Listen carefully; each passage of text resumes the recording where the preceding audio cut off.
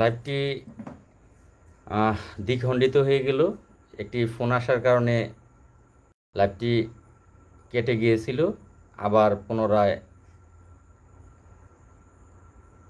আসতে হলো লাইভে। আমি দুঃখিত।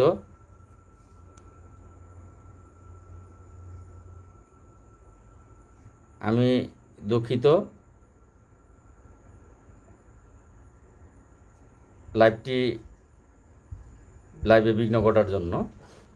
তো যাই হোক, ওইটা দিয়ে যা, ওইটার কমেন্টগুলো আমার লাগবে দি, কারণ এন কমেন্টের উত্তর দেবো। তো যাই হোক, আমি আবারও অনুরোধ করব, যারা লাইভে ছিলেন একটু সময় হয়তো বা লাগবে আপনারা আবারও লাইভে যুক্ত হবেন। যুক্ত হয়ে, কারণ আপনাদের মূল্যবান যে মতামতগুলো প্রয়োজন সেগুলো আমি আপনাদের কমেন্টও পড়তে পারিনি, উত্তরও দিতে পারিনি।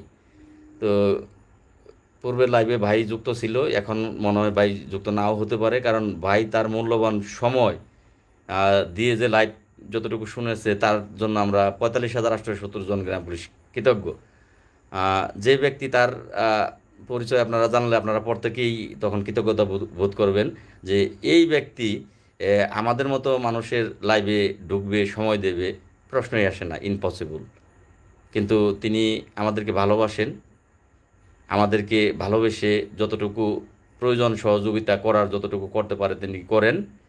তো সেক্ষেত্রে আসলে আমরা কৃতজ্ঞতার কাছে। তো যাই হোক, যেখানে কথা রেখেছিলাম, গুরুত্বপূর্ণ কথা বাকি রয়ে গেছে অনেকগুলোই। লাইভটি কেটে গিয়ে আবারও লোক যুক্ত হতে সময় লাগবে। মাত্র 34 জন লোক যুক্ত হয়েছেন। তো আপনারা কিন্তু আমার পরিবারের পাশে কেউ দাঁড়াননি এসে। আপনারা ইচ্ছা করলে দাঁড়াতে পারতেন, কর্মচারী ইউনিয়ন দাঁড়াতে পারতেন, আমার যে শূন্যতা সেটা আপনারা পূর্ণ করতে পারতেন। আমার পরিবারের হাতে 10টা টাকা তুলেও যদি আপনারা আইসা দিতেন যে এই 10টা টাকা দিলাম আমরা আমাদের পক্ষ থেকে, আমাদের সহকর্মী ভাই তিনি আমাদের জন্য ত্যাগ স্বীকার করেছেন, তিনি নাই, তার গ্যাপ আমরা পূরণ করতে পারবো না, কিন্তু আমরা অর্থনৈতিক যতটুকু আমরা পারবো আমরা আমাদের ততটুকু আপনাদের হাতে তুলে দিলাম। এটা আপনারা ইচ্ছা করলে করতে পারতেন, কিন্তু আপনারা সেটা করেননি। যদি আপনাদের ভিতরে মনুষ্যত্ব থাকতো, বিবেক থাকতো, আপনারা আপনাদের মনুষ্যত্বকে কাজে লাগাতেন, তাহলে কিন্তু আমার পরিবার এই এতটা কষ্ট ভোগ করতো না। তো যাই হোক, এই এতটা কষ্ট ভোগ করার পরেও কিন্তু আমি থেমে নেই। মাত্র 7 দিন পরেই আপনাদের জন্য পুনরায় আবারও দৌড়ঝাঁপ শুরু করেছি। ইনশাল্লাহ আমি আমার সবটুকু দিয়ে আমি জেলখানায় বসেও নামাজ পড়েছি, তসবিহ তেলাওয়াত করেছি, আপনাদের জন্য দোয়া করেছি। আমি আমার সবটুকু দিয়ে, আল্লাহ পাক আমাকে যতদিন বাঁচিয়ে রাখবে, হায়াত দিয়েছেন, আমি আপনাদের জন্য চেষ্টা করে যাব। কিন্তু তদ্রূপ আপনাদেরও কিছু দায়িত্ব আমার জন্য আছে, যে আমার সুখের সময়, দুঃখের সময় আপনারা সুখ দুঃখের অংশীদার, ভাগীদার, এটা আপনাদের হওয়া উচিত। যে আমি আপনাদেরকে দেব, আপনারাও তো, আপনাদের কাছ থেকেও তো আমি কিছু না কিছু আশা করব, আপনাদের ভালোবাসা আশা করব। একা তো সম্ভব না, একা ভালোবাসা কিন্তু হয় না, ভালোবাসা দুজনের লাগে, একা হয় না। আমি আপনাদের জন্য আমার সর্বটুকু দেব, কথা দিলাম। যদি ফাঁসিও হয়, যদি ফাঁসি হয়, ফাঁসির মঞ্চে হাসতে হাসতে গিয়ে দাঁড়াবো। কিন্তু 45,870 জন গ্রাম পুলিশের মুখে হাসি দেখতে চাই আমি। তাদের সেই ব্রিটিশ আমল থেকে এই যে নির্যাতিত, নিপীড়িত, এই নির্যাতিত জীবন থেকে, নিপীড়িত জীবন থেকে আমি মুক্তি চাইব। মুক্তির জন্য আমি সব কিছুই করতে পারবো। তো যাই হোক, আমি আপনাদের কমেন্টের দিকে একটু যাই, তারপরে আবারও কথা বলি। তার আগে আপনাদেরও কিছু মতামত আমি দেখি, যে আপনারা কে কি কেমন আছেন। আলহামদুলিল্লাহ ভাই, কি খবর ভাই? এমডি সালেক, কি খবর জানতে চান ভাই বলেন, কি খবর? এভাবে বললে তার খবর কি বলবো, কি খবর জানতে চান বলেন। আপনি প্রতিদিন নামাজ পড়তেন আর দোয়া করতেন গ্রাম পুলিশের জন্য আল্লাহ রাব্বুল আলামিনের কাছে। হ্যাঁ কৃষ্ণ, এটার সাক্ষী তুমি। তুমি আমার বাঠার মধ্যে, কুলের মধ্যে দীর্ঘ সময় ঘুমিয়েছো। আমার জেল সঙ্গী হিসেবে তুমি ছিলে। তুমি জানো এগুলো গ্রাম পুলিশ তো দেখে নাই, কিন্তু গ্রাম পুলিশের মধ্যে তুমি দেখেছো, তুমি জানো। কেমন আছেন ভাই? আলহামদুলিল্লাহ ভাই, ভালো আছি। লালমিয়া ভাইয়ের পাশে আছি, অসংখ্য ধন্যবাদ ভাই। কেমন আছেন ভাই? আলহামদুলিল্লাহ ভাই। সালেক ভাই। তারপর আমার আরেকটি ভাই লিখেছেন, নমস্কার দাদা। নমস্কার দাদা। আম, কেমন আছেন এমডি সালেক ভাই? হ্যাঁ ভাই, ভালো আছি। আহ,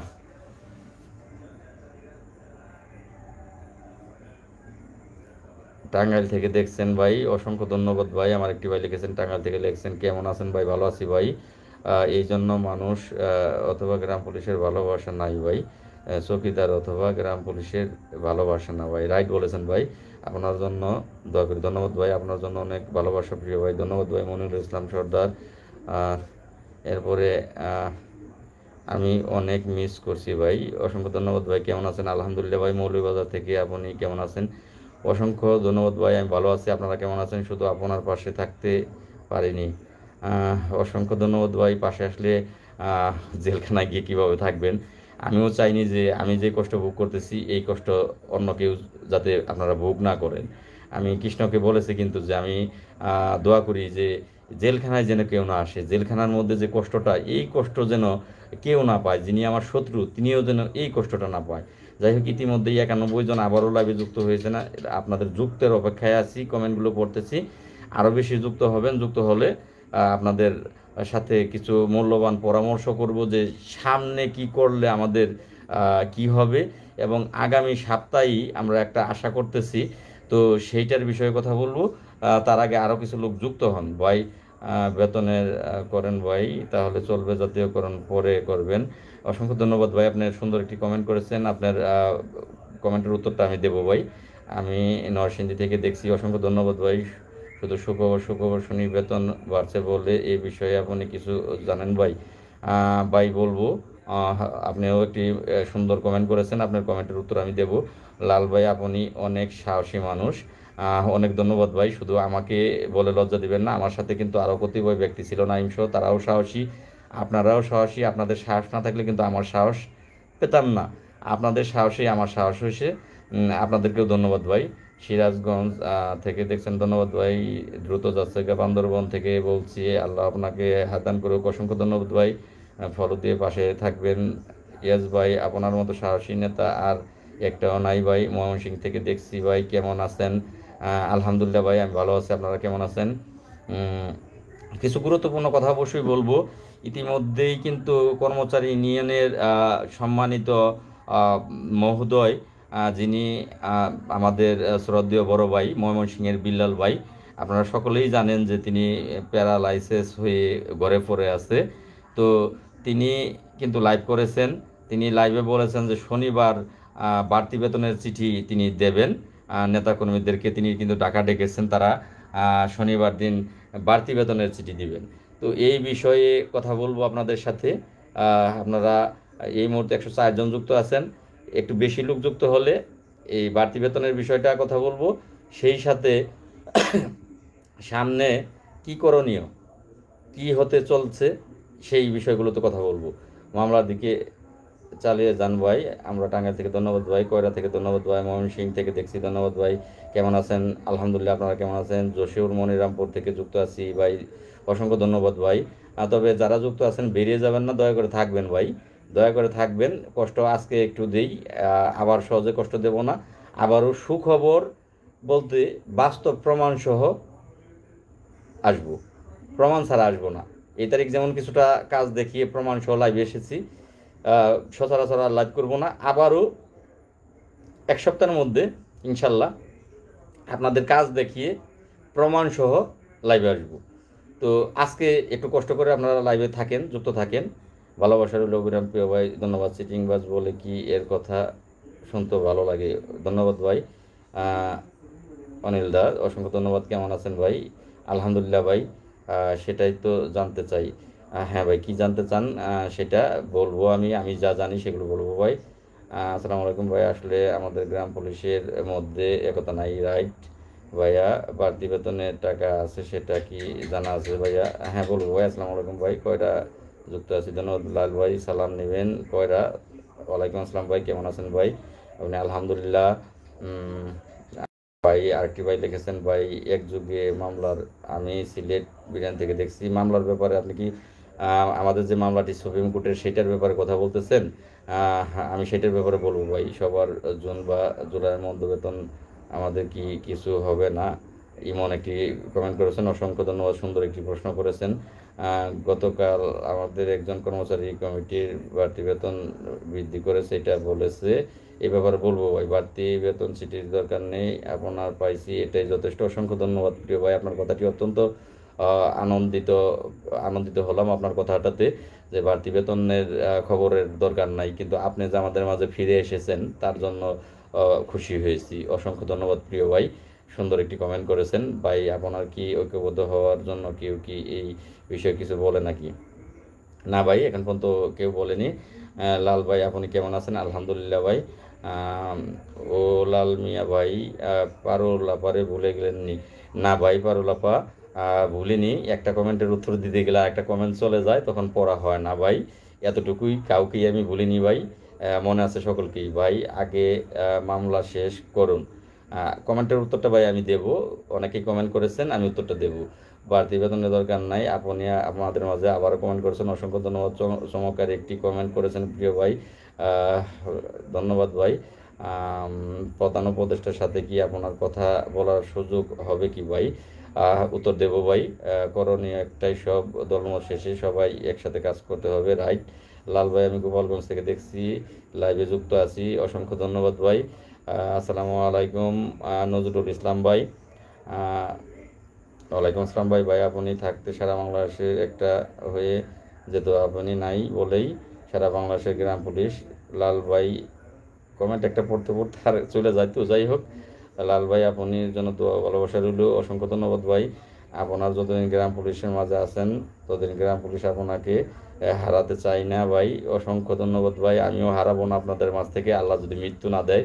সত্যি ভাই, আপনি অনেক ভালো মনের মানুষ। অসংখ্য ধন্যবাদ ভাই। সাবির ভাই, দফাদার কালিয়া উপজেলা ফকির, ধন্যবাদ ভাই। ভাই কেমন আছেন? আলহামদুলিল্লাহ। ইকবাল হোসেন ভাই, অনেকেই যুক্ত হয়েছেন ইতিমধ্যে। লাল ভাই কেমন আছেন? ভালো আছি ভাই। রবিউল ভাই, লাল ভাই বগুড়া থেকে, ধন্যবাদ জানাই লাল ভাইকে, অনেক মিস করি। অসংখ্য ধন্যবাদ ভাই। আসসালামু আলাইকুম ভাই। ওয়ালাইকুম আসসালাম। সামান্য ভর্তি বেতনের যদি চিঠি, ভোট দিতে বেতনের কর্মচারী ইউনিয়ন, ধন্যবাদ ভাই। উত্তর দেবো ভাই। আমার কয়েকটা একটু দেখেন প্লিজ ভাই। কি কমেন্ট, একটা পড়তে পড়তে একটা চলে যায়। যদি মন খারাপ করেন তাহলে আপনি হয়তোবা যদি একটু জ্ঞান খাটান, আপনি বুঝবেন। একটা কমেন্ট পড়তে পড়তে চলে যায়। কি কমেন্ট করেছেন আমি দেখিনি ভাই। আপনার মতো মানুষ গ্রাম পুলিশে আছে বলেই ভরসা পাই। অসংখ্য ধন্যবাদ ভাই। সব ভুলে এগিয়ে যেতে হবে, আশা করি ইনশাল্লাহ জয় আসবে ইনশাল্লাহ ভাই। লাল ভাই কেমন আছেন? আপনি এত কষ্ট সহ্য করে আপনার জন্য পড়তে পারলাম না ভাই। তো কেমন আছেন? আলহামদুলিল্লাহ ভাই, ভালো আছি। লাল ভাই, পিন চাই, পিন চাই, বুঝলাম না ভাই। পিন কি ভাই? আরেকজন লিখলেন ভাই। ইকবাল ভাই লিখলেন ভাই। তো যাই হোক, আমি কিছু কথাতে চলে যাই। কমেন্ট পড়লাম খোকসা উপজেলা থেকে পুলিশের, ধন্যবাদ ভাই। লাল মিয়া ভাই, আমাদের গ্রাম পুলিশের মামলা কি হইলো বা না হইলো সেটার পিছনে না দৌড়ে আপনি মামলা খালাস করুন, তারপর আপনার কমেন্টের উত্তরটা দেব। খালাসের কথা বলছেন আমার মামলার, অসংখ্য ধন্যবাদ ভাই। আমার মামলা খালাস আসলে সময়ের প্রয়োজন, টাকার প্রয়োজন, সব কিছুরই প্রয়োজন আছে। হাজিরা দিতে হবে। মামলা চাইলেই তো কালকে খালাস হবে না। এখানে হাজিরা দিতে হবে, তারপরে শুনানি হবে, তারপরে খালাসের বিষয় আসবে। টাকা পয়সারও প্রয়োজন আছে, আপনারা জানেন যে মামলায় টাকা ছাড়া তো হয় না। তো সব মিলিয়ে একটু সময় লাগবে। আপনারা আমার জন্য দোয়া করবেন, আপনাদের ভালোবাসা চাই, ভালোবাসা দেবেন। সেই সাথে একটু অর্থনৈতিক সাপোর্ট আপনারা করবেন, তাহলে ইনশাল্লাহ আমি দৌড়াতে পারবো, আপনাদের জন্য কাজ করতে পারবো, দৌড়াতে পারবো। আমি ঘরে বসে থাকবো না। লাল ভাইয়ের উপর বিশ্বাস রাখেন, আল্লাহ পাক নিশ্চয়। অসংখ্য ধন্যবাদ ভাই। ভাই আপনি পারেন। আচ্ছা, যাই হোক, এবার আমি আপনাদের কমেন্টের উত্তর একটু পরে আবার দেখি। 112 জন এই মুহূর্তে যুক্ত আছেন। তো 112 জনকেই ধন্যবাদ জানাচ্ছি। সেই সাথে আপনারা লাইভটা শেয়ার করবেন। তো বেশ কিছু প্রশ্ন আছে, প্রশ্নের উত্তরগুলো আমি দিচ্ছি এই মুহূর্তে। আমার একটি ভাই আমার মামলা কথা বলেছেন। আমার মামলা ইনশাল্লাহ একটু সময় লাগবে, একটু ধৈর্য ধরুন। আর কিছু গ্রাম পুলিশের যে মামলার বিষয় আছে সেটার কথা বলেছেন। আসলে ভাই, এই মামলাটি যদি ইচ্ছা থাকে তাহলে অবশ্যই আমাদের যে মামলাটা, গ্রাম পুলিশের মামলাটা, যেটা হাইকোর্টে এখন বর্তমান সুপ্রিম কোর্টে আছে, সেটা কিন্তু রায় হয়ে যায়। কিন্তু ইচ্ছা থাকতে হবে, সৎ ইচ্ছা থাকতে হবে। এই মামলা নিয়ে যিনি দৌড়ায় তিনি চায় না যে গ্রাম পুলিশের মামলাটা শেষ হয়ে যাক। আমি সাক্ষী সহ প্রমাণ সহ একটা উদাহরণ দিচ্ছি। আমি যখন জেলে ছিলাম তখন বরিশালের একটি থানার একজন গ্রাম পুলিশ সদস্য আইন মন্ত্রণালয়ে তার একজন পাশের বাড়ির ভাই, যিনি আইন মন্ত্রণালয়ে সচিব হিসেবে যিনি বর্তমানে চাকুরিরত আছেন,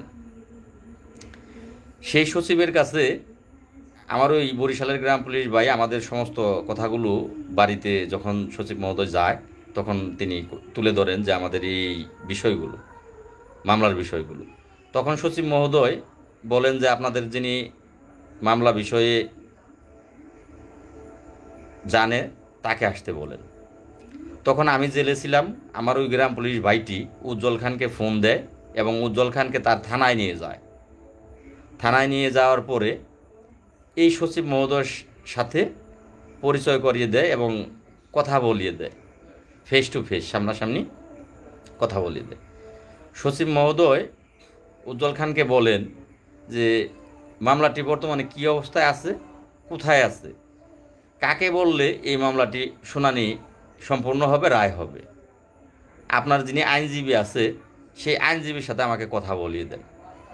তখন উজ্জ্বল খান সাহেব হুমায়ুন কবির পল্লব স্যারের সাথে সেই আইন মন্ত্রণালয়ের সচিব মহোদয়ের সাথে ফোনে কথা বলিয়ে দেন।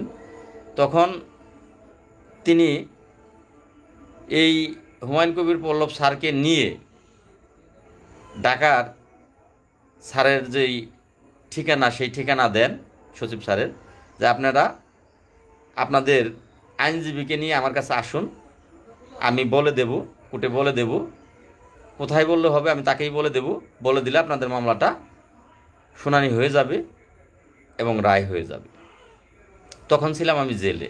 আমাকে না পেয়ে উজ্জ্বল খানকে ওই গ্রাম পুলিশ সদস্য ফোন দিয়ে এই লিঙ্কটা করে দেয়।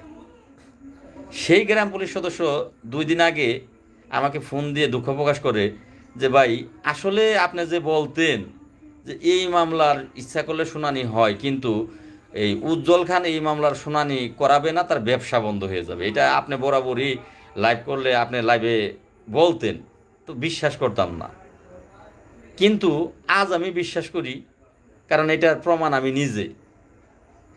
সেই যে 2-3 মাস আগে আপনি জেলে থাকা অবস্থায় তাকে এই ব্যবস্থাটা করে দিলাম, সে কিন্তু আর এই সচিব স্যারের সাথে এই আপনার যে আইনজীবী হুমায়ুন কবির পল্লব তাকে নিয়ে সচিব স্যারের কাছে আর যাননি।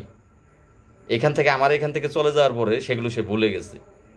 আসলে তো এই মামলাটা শেষ হইলে আমি মামলার সভাপতি এই গল্পটা বন্ধ হয়ে যাবে এবং এইখানে যে ব্যবসার চিন্তা ধারণা তাদের মনে, সেই ব্যবসাটাও বন্ধ হয়ে যাবে। যেই কারণে এই মামলার শুনানি উজ্জ্বল খান চায় না এবং হতে দেয় না। আমি বেশ কয়েকবার মামলাটি টপ লিস্টে এনেছি। আপনারা বিশ্বাস এখনও যদি না করেন তাহলে কিছু বলার নাই। এখনও যদি বিশ্বাস না করেন আমার কথা, তাহলে বাকি জীবনে যারা বিশ্বাস করবেন না, তারা বাকি জীবনেও আপনাদেরকে আর বিশ্বাস করানোর কোনো জায়গা নাই। কারণ আপনাদের জন্য জেল খেটেছি, তারপর আর কোনো জায়গা মনে হয় নাই প্রমাণ দেওয়ার মতো যে আপনাদের জন্য এখন ফাঁসির কাষ্টেও ঝুলতে পারবো। এখন ফাঁসির কাষ্টে ঝুলার পরে তখন তো মরেই যাব, তখন আর কি করবেন? তখন বিশ্বাস করলেই কি আর না করলেই কি? 5 মাস জেল খাটার পরেও যারা আমাকে বিশ্বাস না করবেন, আমার কথা বিশ্বাস না করবেন, আসলে তাদের উদ্দেশ্যে বলার কোনো ভাষা আমার নাই। আমি স্পষ্টভাবে আপনাদেরকে বলছি, এই মামলাটি আমরা চাইলেই শুনানি হয়ে যাবে। মামলা শুনানি করতে গেলে অর্থের প্রয়োজন আছে, লয়ারের প্রয়োজন আছে। কি কিছু কবি? ওই কমেন্টের উত্তর কিন্তু পরে দেবো, আবার দিস, ডাক দিলে দিস। কতজন যুক্ত আছেন? 138। 200-250 যুক্ত হইলে কিছু গুরুত্বপূর্ণ কথা আছে, কমু আমার সময় সময় দিস। তো সেক্ষেত্রে এই মামলাটি যদি আমি মামলার জায়গাটাতে কাজ করি, আমি কিন্তু এর আগে 40 দিনের আলটিমেটাম দিয়েছিলাম যে 40 দিনের মধ্যে মামলার রায় হবে। তার জন্য অর্থর প্রয়োজন আছে। এটা ফেসবুকে ফলোয়ার করে বলা যায়, গলা ফাটিয়ে বলা যায়, মাইক দিয়ে গলা ফাটিয়ে বলা যায়। কারণ মামলায় যে টাকা লাগে এটা প্রধান উপদেষ্টাও জানে, এটা পৃথিবীর সবাই জানে যে মামলায় লয়ারকে টাকা দিতে হয়। হ্যালো, হ্যাঁ, হুম হুম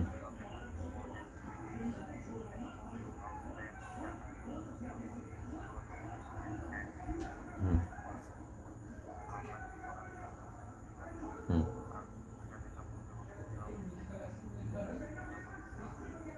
কোনটা? সামনের সপ্তাহে?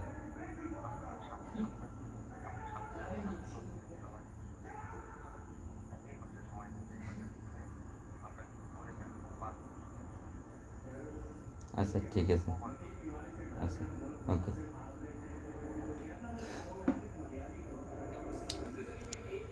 তো আবারও 140-42 জন যুক্ত হয়েছেন, অসংখ্য ধন্যবাদ। যাদের ধৈর্য আছে, ধৈর্য নিয়ে যুক্ত হয়েছেন, অসংখ্য ধন্যবাদ। আপনারা লাইভটি শেয়ার করবেন। তো যেখানে কথা রেখেছিলাম, তো এখনও যদি বিশ্বাস না করেন আমাকে, বিশ্বাস যদি কর্মচারী ইউনিয়নকে করেন, তাহলে কিছু বলার নেই। এবার উজ্জ্বল খানের বিষয়টা গেল, তিনি এই মামলা শুনানি করাবে না ভাই, তার এটা ব্যবসা প্রতিষ্ঠান খুলে বসেছে, তার ইজিক্যাল টু সে জিরো। আন্ডা ঘোড়ার ডিম তো একটা শোনেন যে ঘোড়ার ডিম, যেখানে কোনো কিছু নাই সেখানে বলো ঘোড়ার ডিম। যারা তাকে বিশ্বাস করেন তারা ঘোড়ার ডিমকে বিশ্বাস করেন, আর কিচ্ছু না, এর মধ্যে কিচ্ছু নাই। আজকে ভাষা খারাপ করব না, ভদ্র ভাষাই বলবো, এর মধ্যে কিচ্ছু নাই, এর চাপা ছাড়া আর মিথ্যা কথা ছাড়া এর মধ্যে কিচ্ছু নাই। বিশ্বাস করেন করেন, না করেন না করেন, এটা তার সাথে আমার কোনো বিরোধিতা না, যেটা সত্য সেটা বলতেছি, এটা বিরোধিতার কোনো বিষয় না। আর এবার যাব আমি কর্মচারী ইউনিয়ন কেন্দ্রীয় কমিটির যিনি বিলাল সাহেব, আপনারা জানেন তিনি প্যারালাইসিস অবস্থায় আছে, তিনি বেশ কয়েকবার সড়ক দুর্ঘটনার কবলে পড়েছেন, হোন্ডা অ্যাক্সিডেন্ট করেছেন। আমি শ্রদ্ধেয় বড় ভাইকে সম্মানের সাথে বলতে চাই, কারো রোগ সুখ নিয়ে যদিও এই খোঁচা মারতে হয় না, আল্লাহ কখন কাকে কী অবস্থায় রাখবে জানি না, আল্লাহ পাক কখন কাকে রাখবে। আমি গত পরশু দিন নবীনগর ঢাকা থেকে, গতকালকে ঢাকা থেকে বাড়ি ফেরার সময় আমি আমার কালামপুরের ওভারব্রিজ পার হচ্ছিলাম। এই ওভারব্রিজটা পার হওয়ার সময় ওভারব্রিজের মাঝখানে একটা ব্যক্তিকে ভিক্ষা করতে দেখলাম আর কি। যে ব্যক্তিটি ভিক্ষা বসে বসে করতেছে, সেই ব্যক্তিটি একটা সময় গাড়িতে কন্ট্রাক্টারি করত, এরপরে সে মুরগির ব্যবসা করত, আমাদের বাবার বয়সী। এখন সেই ব্যক্তিটি প্যারালাইসিস হয়ে পঙ্গুত্ব জীবনযাপন, তার কাজ করার কোনো সক্ষমতা নাই, সে এই ওভারব্রিজে বসে বসে ভিক্ষা করছে। আসলে এই যে আমরা মানুষ যদি ঘুমাবো, ঘুমের পর রাতটা যদি পোহায়, যদি সকাল হয়, রাত পোহালে সকাল হলে সকাল, আর যদি রাত না পোহায় নিঃশ্বাস চলে যায় তাহলে কিন্তু পরকাল। রাতটা পোহালে সকাল আর নিঃশ্বাস চলে গেলেই পরকাল। অনুরোধ করব বিল্লাল ভাইকে যে আপনি বর্তমানে প্যারালাইসিস, একটু সত্য করে বলবেন। এই যে মিথ্যার স্বর্গে বাস করেন, মিথ্যা একটা কমিটির মধ্যে আছেন, মিথ্যাবাদীদের নিয়ে চলেন, মিথ্যাবাদীদের নিয়ে পোস্ট করেন, আপনি একজন প্যারালাইসিস মানুষ। আমি চ্যালেঞ্জ করে বলছি, শনিবার দিন কোনো চিঠি হবে না, বাড়তি বেতনের কোনো চিঠি হবে না, কিন্তু আপনি তো প্যারালাইসিস একজন মানুষ, আপনার তো মিথ্যা কথা বলা উচিত না। যাই হোক, শনিবার যাক, যে কি বাড়তি বেতনের চিঠি আপনি দেন সেটাও তো দেখি আমরা। জরিতে বক মরে ফকিরের কেরামতি বাড়ে। মন্ত্রণালয়ে আপনারা এই পর্যন্ত ঢুকেননি। আমি আর একটা গুমর বলি, আপনারা একটু খেয়াল করবেন। গোলাপ বাবু, উনি একজন হিন্দু মানুষ, সম্মান জানাচ্ছি ওনাকে। ওনার বাড়ি নওগাঁ। উনি আসলে নিজের সম্মান যারা নিজেরা রাখে না, তাদেরকে কিন্তু কেউ সম্মান করে না। নিজের সম্মানটা নিজেকেই রাখতে হয়। উনি একটি পোস্ট করেছেন ওনার আইডির থেকে। পোস্টের মধ্যে একটি ছবি দিয়েছেন যে ওনারা সচিবালয়ে। এখন যে ছবিটি দিয়েছেন সেই ছবিটি একটু ভালো করে খেয়াল করেন। ওনারা তো আসলে অতটা না শিক্ষিত না অতটা জ্ঞানী। ওনার ছবির ব্যাকগ্রাউন্ডগুলো আপনারা একটু খেয়াল করেন, যে ছবিতে ব্যাকগ্রাউন্ডে স্পষ্টভাবে বোঝা যাচ্ছে যে ওইটা একটা টার্মিনাল। ওইটা হচ্ছে টার্মিনাল। আমার যতটুকু আমি বুঝতে পেরেছি, দেখেছি, পর্যালোচনা করেছি, ওইটা হচ্ছে মেট্রো রেলের টার্মিনালের ভিতরে তিনি ছবি নিয়েছেন। সেই ছবি দিয়ে তিনি পোস্ট করেছেন যে তাহারা মন্ত্রণালয়ে। এখন এই ব্যক্তিকে কি সম্মানের ভাষা আর থাকবে বলেন? এই যে বাটপারি, গ্রাম পুলিশের সাথে 45,000 গ্রাম পুলিশের সাথে বাটপারি, এই যে নওগাঁর এই এই বাটপার গোলাপবাবু, এই বাটপারকে সম্মান আর কি করব বলেন? বয়স্ক মানুষ সম্মান আমাদের করা উচিত, কিন্তু তার সম্মান তো সে যদি না রাখে তাহলে তো আর করার কোনো কিছু নাই।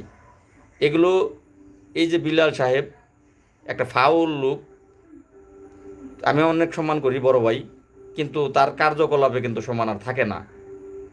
গ্রাম পুলিশ হতাশায় ভুগতেছে। এদের নিয়ে এই নাটক, এই মিথ্যাচার, এগুলো না করাটাই ভালো। যাই হোক, প্রমাণসহ আমাকে আজকে এই মাসের তারিখ 8, এই মাসটা আমাকে সময় দেন। এই মাসের পরে জুন মাস শুরু, বাজেটের সময়। এই মাসটা আমাকে সময় দেন, প্রমাণসহ যে কাজটি কাদের দ্বারা হচ্ছে, কারা দৌড়াচ্ছে, কারা মন্ত্রণালয়ে যাচ্ছে, কারা সচিবের কাছে গিয়ে সচিবের শরণাপন্ন হয়ে সচিব মহোদয়কে আমাদের দুঃখ দুর্দশার কথা বলে কারা চেষ্টা করতেছে, সেটা প্রমাণ সহ দেব, প্রমাণ। আর এই যে বাটপাররা তাদের কাছে প্রমাণ চান, যে কি প্রমাণ আছে, এই ডকুমেন্টসগুলোর কি প্রমাণ আছে? এই কমান্ডার মোস্তফা কামাল বাটপার সাহেব তিনি বলেছিলেন আমার চাকরি আর 1 মাস আছে। আমি জেলে যাওয়ারও অনেক আগে, আন্দোলনের সময়, এগুলোর সাক্ষী অনেকগুলো গ্রাম পুলিশ আছে যাদের সামনে বলেছিলেন আমার চাকরি আর 1 মাস আছে। তো আমি জেলে থেকে আসলাম 5 মাস। এই বাটপার কিন্তু এখনও চাকরি তার যায় নাই। তাহলে এই যে মিথ্যুক বাটপারগুলো, আর নাসের কোন বাটপার এটা সকলেই জানে, এটা বলার কোনো কিছু নাই, সকলেই জানে যে এই যে নাসের সাহেব, মোস্তফা সাহেব গ্রাম পুলিশের সাথে যে বাটপারিগুলো করতেছেন, এটা কিন্তু নিজের সাথেই করতেছেন, গ্রাম পুলিশের সাথে করতেছেন না, নিজের ভাগ্যের সাথেই করতেছেন। নেতার চেয়ার ধরে রাখছেন নেতৃত্ব দেওয়ার জন্য, কিন্তু 45,000 গ্রাম পুলিশের ভাগ্য নিয়ে সিনেমিনি খেলতেছেন। এর জবাব কিন্তু কোথাও না দেওয়া লাগলেও, এই দুনিয়াতে না দেওয়া লাগলেও আখিরাতে কিন্তু দেওয়া লাগবে। আখিরাতের দিন কিন্তু দেওয়া লাগবে। এই মুহূর্তে 149 জন লাইভে আছেন। আমি আপনাদের কমেন্টগুলো উত্তর দেব। যে প্রশ্নগুলো কমেন্টে ইতিমধ্যে করেছেন, আগে তার উত্তরগুলো আমি দিচ্ছি আপনাদেরকে। কিন্তু আমি অবগত করলাম এবং আপনাদেরকে সময় চেয়ে নিলাম, প্রমাণসহ আমি আপনাদেরকে দেব। এখন আপনারা কিন্তু সহযোগিতার হাত অবশ্যই আমাকে বাড়াতে হবে। যদি সহযোগিতা না করেন তাহলে কিন্তু আমি আর পারতেছি না ভাই। ওই যে বিদেশি একটা ছেলে, তার সহযোগিতা নিতে হইল কেন রে ভাই? Give and take. মানুষ ভালোবাসা একতরফা হয় না। আপনি আমাকে ভালোবাসবেন, আমি আপনাকে ভালোবাসবো। আমি আপনার জন্য আমার জীবন দিয়ে দিচ্ছি, অর্থ যতক্ষণ আমি পেরেছি দিয়েছি। সেটা যদি আপনারা বিশ্বাস না করেন, কিচ্ছু বলার নাই ভাই। আমি অনেক টাকা ঋণ, আজ থেকে না, সেই রিট পিটিশন মামলা থেকেই। এই মামলাটা চাইলে 40 দিন সময় দিবেন আমাকে মামলাটা। আমি আশা করি মামলাটার রায় 40 দিনের মধ্যে হয়ে যাবে। এবং আমাদের যিনি বর্তমান আমাদের স্থানীয় সরকার সংস্কার কমিশনের যিনি চেয়ারম্যান মহোদয়, তিনি বলেছেন যে আপনারা মামলাটা দ্রুত শেষ দেন, মামলাটা লবিং করে মামলাটা দ্রুত শেষ দেন। মামলাটা কিন্তু ইচ্ছা করলে যদি আমাকে 40 দিন সময় দেন, 40 দিনের ভিতরে আমি আবারও চ্যালেঞ্জ করছি এই মামলা আমি শেষ দিব। 40 দিনের ভিতরে এই মামলা রায় আসবে ইনশাল্লাহ। সেক্ষেত্রে লয়ার নিয়োগ দিতে হবে, লয়ারকে অবশ্যই টাকা দিতে হবে। মামলা পরিচালনা করতে গেলে টাকা লাগবে। যদি মনে করেন মামলা পরিচালনা করব, আপনারা লয়ার নিয়োগ দিয়ে দেন, আমারে লয়ার নিয়োগ আপনারা দিয়ে দেন। এই মামলাটার লয়ার আমাকে লাগবে, আমাকে ছাড়া দিতে পারবেন না, আমাকে লাগবে। আপনারা মামলাটার জন্য 2-3টা ভালো মানের লয়ার, যারা সার্ভিস মেটাল নিয়ে কোর্টে যুদ্ধ করে, এই ধরনের ভালো মানের বর্তমান সময়ের লয়ার 2-3 জন লয়ার আপনারা নিয়োগ দিয়ে দেন। 1 টাকা আমাকে দিতে হবে না, শুধু লয়ারটা নিয়োগ দেওয়ার দায়িত্বটা আপনারা নেন। আমি আপনাদেরকে মামলাটা শুনানির দিকে নিয়ে দেব এবং মামলাটার রায়ের ব্যবস্থা ইনশাল্লাহ করিয়ে দেব। যার হাতে ধরতে হয়, যার পায়ে ধরতে হয় ধরবো, করিয়ে দেব। কিন্তু আপনারা লয়ার নিয়োগ দিয়ে দেন। লয়ারের দায়িত্বটা ভাই আমি নিতে পারবো না, আমার সেই সক্ষমতা বর্তমানে নেই। আবার বলবো যে আমাকে টাকা দেন, তখন বলবেন যে কত টাকা লাগবে, তখন বলবেন যে এত টাকা লাগে নাই, এত টাকা লাগে। তো এগুলোর দায়িত্বটা আপনারাই নেন। 10 টাকা লাগুক আর 10 লাখ টাকা লাগুক, দায়িত্ব আপনারা নেন। 40 দিন সময় দেন, 40 দিনের ভিতরে এই মামলার রায় আসবে, এটা আমি চ্যালেঞ্জ স্বরূপ নেব। আর আপনাদের খান সাহেব তো এই 5 মাসও নাকি আমি জেলে থাকা অবস্থায় বলছে কালকে শুনানি, পরশু শুনানি, তরশু শুনানি। 5 মাস কেটে গেছে, পারে নাই। ওনার জীবনেও ওই সময় শেষ হবে না, ওনার সময় থাকবেই, একটার পর একটা তারিখ ওনার থাকবেই। এখনও না বুঝলার কিচ্ছু বলার নাই আপনাদের। আর কর্মচারী ইউনিয়নের ব্যাপারে বলবো, তারা একটা সুবিধা তাদের, যে তাদের থানা এবং জেলাতে কমিটি করে রেখেছে। এখনও যদি আপনারা সেই কমিটির যিনি সভাপতি, যিনি সাধারণ সম্পাদক, তার কিন্তু পাওয়ার জিরো। যারা ইয়াং জেনারেশন গ্রাম পুলিশ আছেন আমি তাদের উদ্দেশ্য করে বলছি, যারা শিক্ষিত গ্রাম পুলিশ আছেন আমি তাদের উদ্দেশ্য করে বলছি, যারা বৃদ্ধ গ্রাম পুলিশ আছেন আমি তাদেরকে উদ্দেশ্য করে বলছি। বাবারা, যাদেরকে বিশ্বাস করে, যাদেরকে সম্মান দিতেছেন, তারাই আপনাদের ক্ষতির কারক হয়ে দাঁড়িয়েছে। তাদের কারণেই আপনি 50,000 টাকা, 60,000 টাকা নিয়ে অবসরে চলে যাবেন। শেষের জীবনটা আপনাকে ভিক্ষা ছাড়া আর কোনো রাস্তা থাকবে না। এখনও সময় আছে। যারা বৃদ্ধ, যাদের 1 বছর, 2 বছর, 6 মাস চাকরির বয়স আছে, অনেক তো কর্মচারী ইউনিয়ন দেখেছেন, এবার আমাদের সাথে হাত মিলান, আমাদেরকে দেখেন। কর্মচারী ইউনিয়নকে বয়কট করুন। কর্মচারী ইউনিয়ন যদি আপনি না মানেন, কর্মচারী ইউনিয়নের কিন্তু এই যোগ্যতা নাই যে সে আপনার চাকরি খাবে, এই ক্ষমতা কিন্তু তার নাই। তার কিন্তু ক্ষমতা নাই সে আপনার বেতন বন্ধ করবে, তার ক্ষমতা কিন্তু জিরো। তাহলে তারা যদি না মানেন কিচ্ছু আসে যায় না। আপনারা ইয়াং জেনারেশন যারা আছেন, যারা শিক্ষিত গ্রাম পুলিশ আছেন, কর্মচারী ইউনিয়নের যারা আমাদের কথা শুনবে না তাদেরকে বয়কট করুন, তাদেরকে বয়কট করুন। ওদের খারাপ ভাষা বললামই না, সংযত রইলাম। বাঁচতে চাইলে ওদেরকে বয়কট করুন দ্রুত দ্রুত। এই জুনে যদি কোনো ভালো কোনো কিছু চান তাহলে অবশ্যই আমাকে ঢাকা দৌড়াতে হবে, হোটেলে থাকতে হবে, খাইতে হবে, দৌড়াতে হবে। সহযোগিতার হাতটা বাড়িয়ে দেন। আর আমার মামলা তো আছেই। আমার মামলা নিষ্পত্তিতে আসতে গেলে, খারিজ করতে গেলে অর্থনৈতিকভাবে অর্থের প্রয়োজন আছে। আমি কৃষ্ণ কিন্তু 6 লাখ টাকা তার জমি বিক্রি করেছে। জমি বিক্রি করে তার যে মামলাগুলো আছে, সে তার মামলাগুলো থেকে জামিনে আসতে তার 6 লাখ টাকা তার খরচ গিয়েছে। এই যে টাকাগুলো অর্থনৈতিকভাবে ক্ষতিগ্রস্ত হয়েছে, কৃষ্ণের ঘর ভাঙা একটা ঘর, যে ভাঙা ঘরে থেকে তার যে কৃষ্ণের যে মন মানসিকতা, কৃষ্ণের মতো মন মানসিকতা সবার মনের ভিতরে আনেন। আমি জেলখানায় ঈদ কাটিয়েছি। ঈদের দিন, ঈদের আগে কৃষ্ণ গিয়ে আমাকে একটি পাঞ্জাবি কিনে দিয়ে এসেছে। কৃষ্ণের কাছে এই টাকা নাই, ও হাজিরা দিতে পারেনি, কেবল বের হয়েছে, কৃষ্ণের কাছে টাকা নাই। তো সেই কৃষ্ণ, আমি জেলখানায় আছি, সে আমাকে একটা পাঞ্জাবিও ব্র্যান্ডের পাঞ্জাবি, 2500 টাকা দাম। আর একটা পায়জামা, সেটার দাম 500 টাকা, সেটাও ব্র্যান্ডেরই, 500 টাকা। আরও 2000 টাকা দিয়ে এসেছে। তো সব মিলে আমার পিছনে 5-7 হাজার টাকা খরচ। তো এই যে কৃষ্ণ, ওর মাথায় এই চিন্তা আছে যে লাল ভাই আমাদের জন্য লড়তেছেন, তিনি জেলে আছেন, তার পরিবার সংকটে আছে। আমার দায়িত্ব লাল ভাইরে ঈদের দিনটা সকলেই একটু ভালো কাটাবে, ভালো কাপড় চোপড় জামা কাপড় পরবে, তা লাল ভাই ঈদের দিন যেন কষ্ট না পায় মনে, নতুন জামা কাপড় পরতে পারে। এই জ্ঞানটুকু আল্লাহ কৃষ্ণকে দিয়েছে। তো কৃষ্ণের মতো জ্ঞানটা যদি সবার থাকতো, 45,000 গ্রাম পুলিশের থাকতো, তাহলে আসলে মরে গেলেও, গ্রাম পুলিশের জন্য মরে গেলেও শান্তি পেতাম, মনে স্বস্তি পেতাম যে না, আল্লাহ পাক তাদেরকে বিবেক বুদ্ধি জ্ঞান মনুষ্যত্ব দিয়েছে। কৃষ্ণ কিন্তু মারা যায়নি, আমাকে সহযোগিতা করেছে, মারা যায়নি তিনি, সে কিন্তু সচলই আছে। 3-4 হাজার 5,000 7,000 টাকা আমার পিছনে খরচ করছে, তিনি কিন্তু মারা যায়নি। আপনারা 20-50 টাকা 100 টাকা দিতে আপনাদের জ্ঞান বিবেক বুদ্ধি কোনোটাই কাজ করে না। আপনাদের অতটুকু জ্ঞান বিবেক বুদ্ধি যদি থাকতো যে লাল ভাই দৌড়াচ্ছে, কাজ করতেছে, টাকা লাগবে, 100 টাকা আমি দিলে, 200 টাকা আমি দিলে আমার সংসার ধ্বংস হয়ে যাবে না, আমি দরিদ্র হয়ে যাব না, আমি মরে যাব না। কিন্তু লাল ভাই আমাদের জন্য চেষ্টা করতে পারবে কাজ করার জন্য। তো যাই হোক, আমি আপনাদের কাছে সহযোগিতা চাবো যে আপনারা সহযোগিতা করবেন। হ্যালো,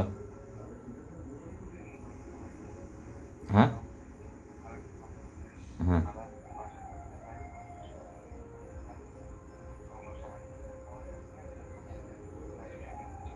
হুম,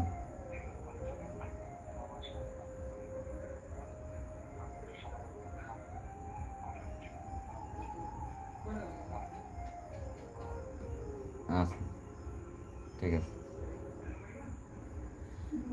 তো আরেকটি কথা, যাই হোক সব কথা মনে থাকে না।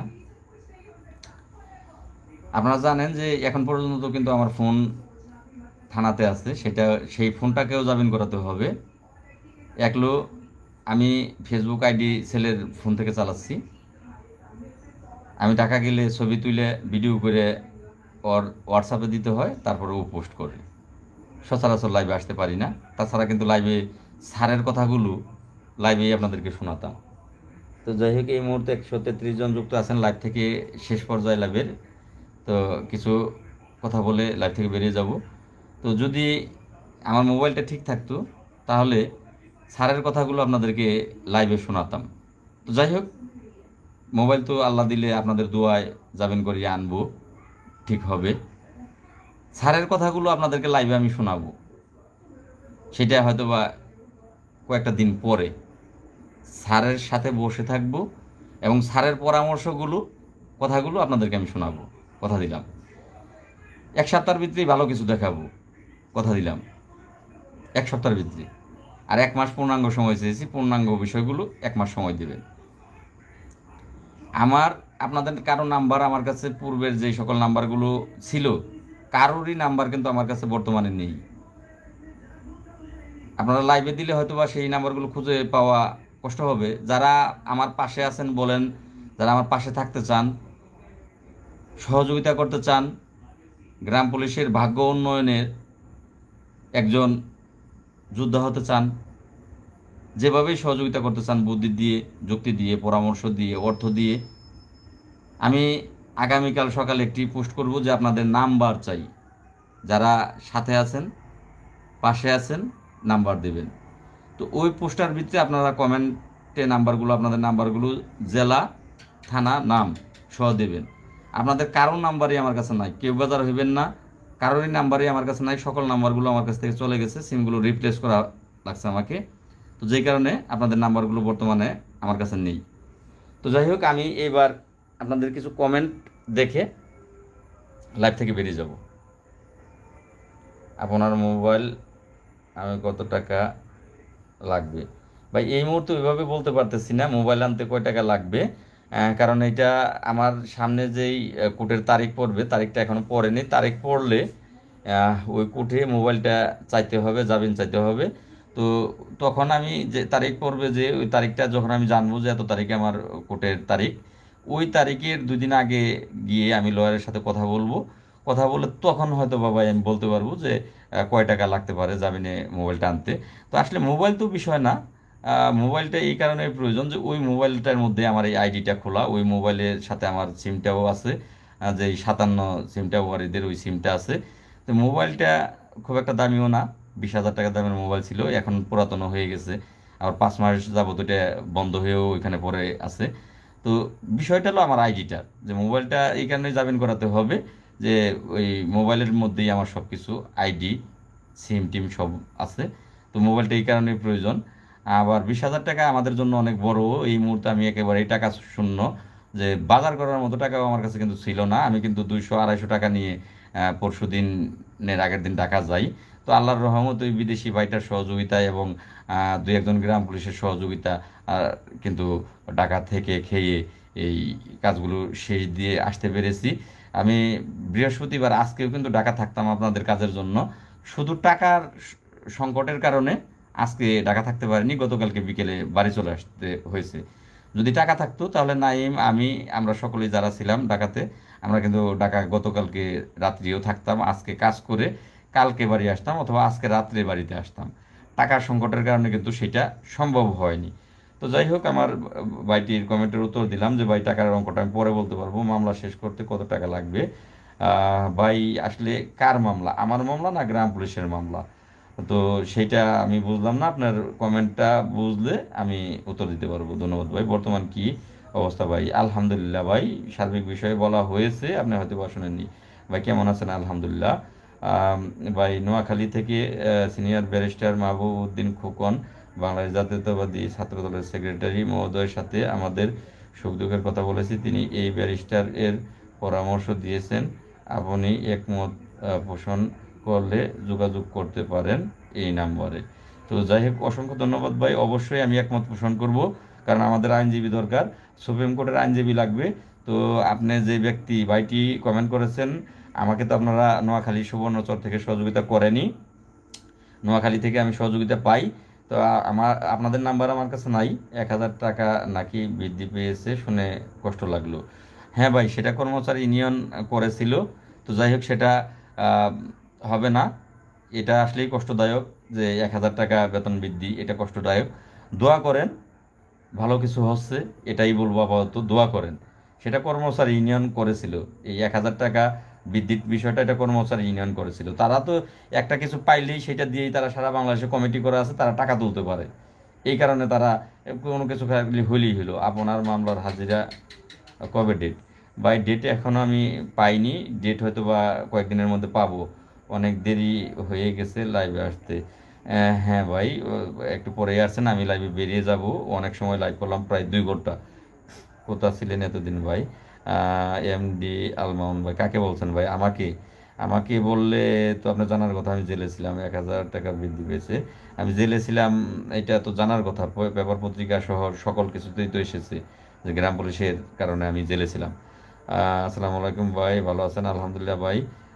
সিরাজুল ভাই লিখেছেন। তো যাই হোক, কমেন্ট আপনারা যা করতেছেন এগুলো সারারাত্রি যারা আছেন করবেন, মামলার কি শেষ হবে না ভাই? অবশ্যই ভাই, শেষ হবে ভাই, দোয়া রাখেন। তো যদি আপনারা অনুমতি দেন, আমি লাইভ থেকে লাইভের শেষ পর্যায়ে বেরিয়ে যাব। রাত্রিও অনেক হয়েছে, লাইভও অনেক হয়েছে। দ্বিখণ্ডিত লাইভ না হলে তো 2 ঘন্টা হয়ে যেত। লাইভ ভাগে বিভক্ত হয়েছে বিদায়ী কিন্তু বুঝতে পারতেছি না। 10:30 বাজে গেছে, 9টায় লাইভে আসছি, তার মানে 1.5 ঘন্টা, আহ, সম্পূর্ণভাবেই 1.5 ঘন্টা লাইভ হয়েছে। যাই হোক, আর বেশি কথা বলবো না, আমি লাইভের শেষ প্রান্তে চলে আসছি। আর একটা কথা আপনাদেরকে বলে রাখি, আমি আগামী সপ্তাহে ঢাকা, কাজ তো আছেই, আমরা হয়তো বা দুই দুই ভাগে বিভক্ত হয়ে যাব। আমি আগামী সপ্তাহে রংপুর, দিনাজপুর, নওগাঁ আসতেছি। নওগাঁ সোমবার আসতেছি। এরপরের যে দিনগুলো, রবিবার খুব সম্ভবত আমি, যদি মন্ত্রণালয়ে না থাকি, রোববার বন্ধ আছে, যদি মন্ত্রণালয়ে না থাকি, মন্ত্রণালয়ে যাওয়ার কথা আছে, যদি না থাকি তাহলে আমি রবিবার রংপুরে থাকব, আর সোমবারটা নওগাঁতে থাকব, মঙ্গল বুধ বৃহস্পতি রংপুরে থাকব। আপনাদের সাথে দেখা হবে, কথা হবে আশা করি। আমার ভাইদের সাথে সৌজন্য সাক্ষাতের জন্য আমি আসতেছি।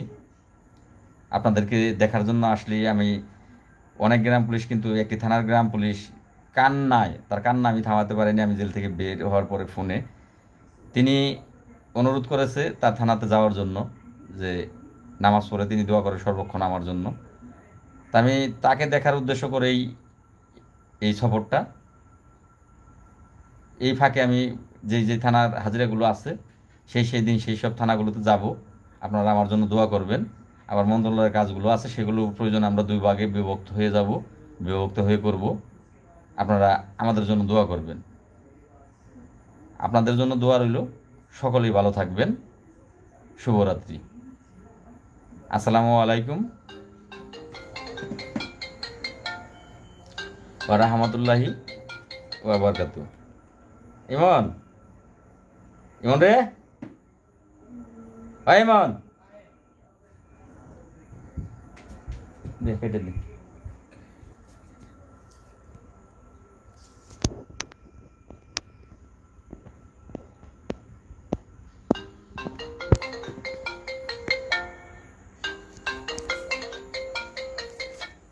হ্যালো, আসসালামু আলাইকুম।